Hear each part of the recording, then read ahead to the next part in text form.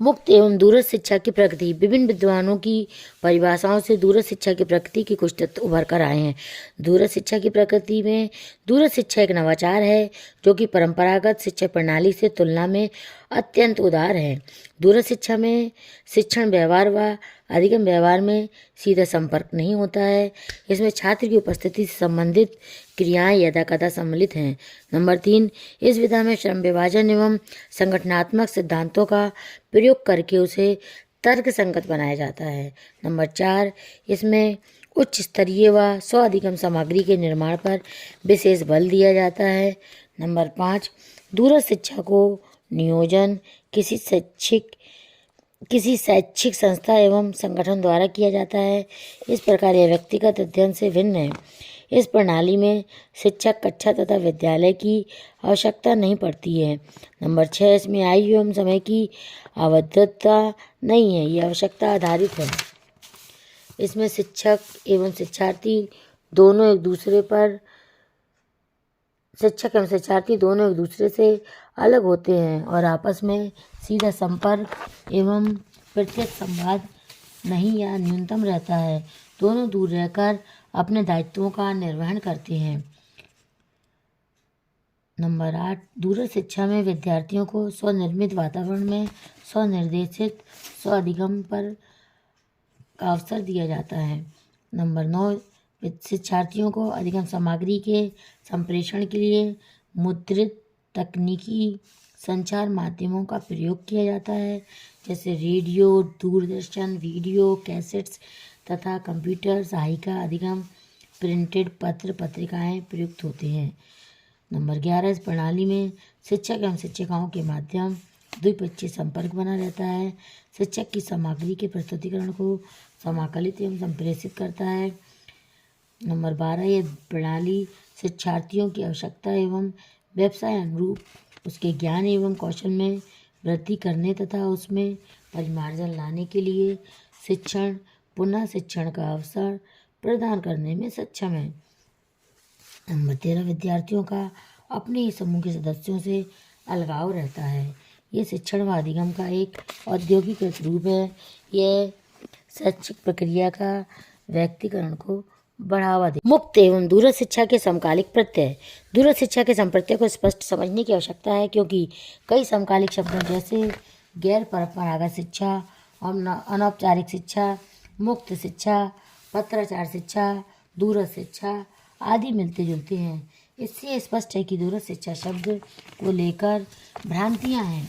वैसे तो उपरोक्त सभी प्रकार की शिक्षा प्रणाली में कुछ समानताएं, समान उद्देश्य व समान दर्शन के तत्व उभर कर आते हैं। कुछ विशेषताएं एक जैसी होने के बाद भी ये सभी शब्द समानार्थी नहीं हैं और अधिगम में मुक्तता की भावना की मात्रा सभी में अलग है। हमें दूरस्थ शिक्षा को समझने के लिए पत्राचार शिक्षा, मुक्त शिक्षा, दूरवर्ती शिक्षा, अनौपचारिक शिक्षा के संप्रत्यय को समझना आवश्यक है। मुक्त शिक्षा, इस शिक्षा प्रणाली में यह परंपरागत नियमों के तहत संपूर्ण शिक्षा व्यवस्था संचालित नहीं होती है। यह मुक्ति का संप्रत्यय है जिसमें नियमों परिनियमों के बंधन अधिक न हो, अर्थात प्रवेश नियम, उपस्थिति की बाध्यता, परीक्षा संबंधी नियम, पाठ्यक्रम प्रकार व समय के संबंधित प्रतिबंध, शिक्षणात्मक कार्यों से संबंधित नियम इत्यादि। इनकी अधिक से अधिक कमी की मुक्तता की मात्रा को बढ़ाएगा। सभी पत्राचार शिक्षा व दूरवर्ती शिक्षा मुक्त हो और परंपरागत शिक्षा से अपने व्यवस्था एवं नियमों परिनियमों में लचीलापन अपनाकर मुक्त शिक्षा प्रदान करने वाला हो सकता है। पत्राचार शिक्षा एक ऐसी प्रकार की शिक्षा है जिसमें अध्येता को मुद्रित अथवा साइक्लोस्टाइल सामग्री विद्यार्थियों को डाक द्वारा भेजी जाती है तथा यह मुद्रित सामग्री शिक्षकों द्वारा कक्षा शिक्षण के प्रस्तुतिकरण के रूप में होती है और एक पक्षीय संप्रेषण के रूप में संबंध स्थापन हो जाता है, परंतु इनमें प्रवेश परंपरागत पाठ्यक्रमों के समान ही होता है। इस विधा में कक्षा शिक्षण या प्रत्यक्ष संबंध एवं संप्रेषण नहीं होता और शिक्षकों के व्याख्यान रूप में शैक्षिक सामग्री को वितरित करने का कार्य किया जाता है। दूरवर्ती शिक्षा या दूरस्थ शिक्षा ये पत्राचार शिक्षा का ही विशुद्ध रूप या है। ये कहा जा सकता है कि पत्राचार शिक्षा पर दूरवर्ती शिक्षा का उद्भव हुआ। दरअसल दूरवर्ती शिक्षा का उद्भव पहले हुआ और कनाडा में सन 1982 में आयोजित पत्राचार शिक्षा की अंतर्राष्ट्रीय परिषद के 12वें विश्व सम्मेलन में पत्राचार शिक्षा को ही दूरवर्ती शिक्षा के नाम में बदल दिया गया और अपनी परिषद का नाम भी दूरवर्ती शिक्षा की अंतर्राष्ट्रीय परिषद रखा। दूसरी ओर ब्रिटिश ओपन यूनिवर्सिटी की स्थापना से पत्राचार शिक्षा के नाम पर बहस हो रही थी और 1982 में दूरस्थ शिक्षा नाम पर सम्मति बन गई। दूरवर्ती एवं दूरस्थ शिक्षा का एक ही शब्द के लिए प्रयुक्त होने वाले शब्द हैं। इसमें प्रत्यक्ष संप्रेषण नहीं होता है, मौखिक संप्रेषण द्वारा प्रदान की जाने वाली स्वाभाविक गतिशीलता का अभाव होता है।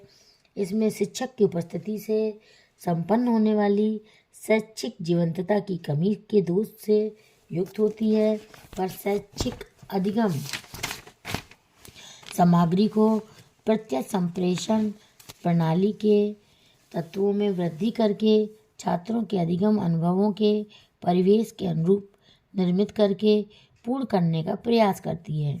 अनौपचारिक शिक्षा अनौपचारिक शिक्षा की वह विधा जिसमें 6 से 14 वर्ष वर्ग के बच्चों को आधारभूत साक्षरता प्रदान करने व कुशलताओं को विकसित करने का प्रयास किया जाता है।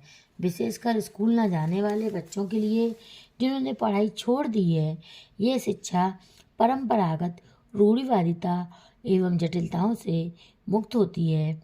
यह औपचारिक शिक्षा का विस्तृत एवं लचीला रूप है।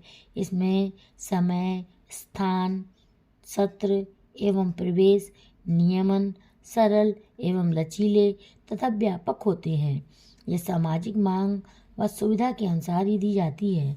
शिक्षार्थी अपने खाली समय में इस शिक्षा को प्राप्त करते हैं। अनौपचारिक शिक्षा से अभिप्राय उस शिक्षा प्रक्रिया से है जो व्यक्ति को प्रत्येक स्थान, समय व परिस्थिति में औपचारिकेतर रूप से नागरिकों को कुशलतापूर्वक जीवन जीने की योग्यता प्रदान करती है। यह औपचारिक शिक्षा की विरोधी नहीं वरन उसकी सहायक है। औपचारिक शिक्षा की सीमा जहाँ समाप्त होती है वहाँ से औपचारिकेतर शिक्षा की सीमा प्रारंभ होती है जो अनवरत चलती रहती है। उपरोक्त विवेचनाओं से स्पष्ट है कि दूरवर्ती शिक्षा के प्रयोग से शिक्षा प्रणाली में खुलापन आता है और मुक्त विश्वविद्यालय दूरस्थ शिक्षा प्रणाली का ही प्रयोग करते हैं।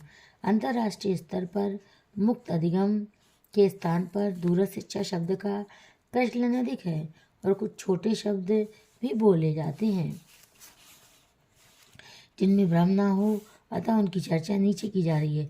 स्वतंत्र अध्ययन बैडमियन ने स्वतंत्र अधिगम अथवा अध्ययन शब्द का प्रयोग सर्वाधिक किया है, इसीलिए अमेरिका में इस शब्द का प्रचलन बढ़ा है।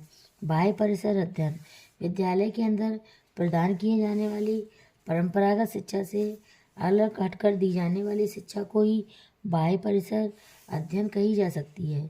इस शिक्षा की मुख्य विशेषता परिसर के अंदर के बंधनों से मुक्ति है। इस शब्द का मुख्य रूप से प्रयोग ऑस्ट्रेलिया एवं दक्षिण एवं पूर्व एशियाई देशों में होता है। बाह्य प्रणाली या अध्ययन लंदन में बाह्य प्रणाली शब्द अत्यधिक प्रचलित था। इस प्रणाली में विद्यार्थी बिना शिक्षण के मान्यता प्राप्त शिक्षण संस्थाओं से परीक्षा उत्तीर्ण करने का अवसर दिया जाता है। इस शिक्षा में भी शिक्षार्थियों को कक्षा शिक्षण हेतु